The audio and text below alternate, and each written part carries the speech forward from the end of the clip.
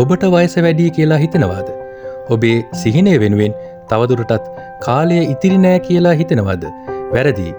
වයස යනු අංකයක් පමණයි. ඔබේ ජීවිතයේ දෙවන කොටස දැන්ම ආරම්භ කරන්න.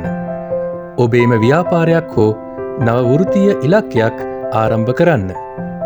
බොහෝ දෙනා සාර්ථක වන්නේ වයස 40න් පසුවයි. නව විනෝදාංශයක් තෝරා ගන්න. චිත්‍ර අඳින්න. වෙනත් භාෂාවක් ඉගෙන ගන්න.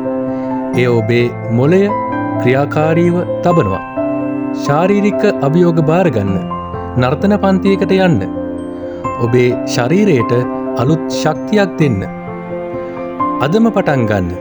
අවශ්‍ය වන්නේ පළමු පියවර පමණයි. පමා නොවන්න. එය ආරම්භ කිරීමට හොඳම කාලය දැන්. ඔබේ හොඳම දේ තවම පැමිණියේ නැහැ. අතීතයේ ඔබට බාධාවක් වීමට ඉඩ නොදෙන්න.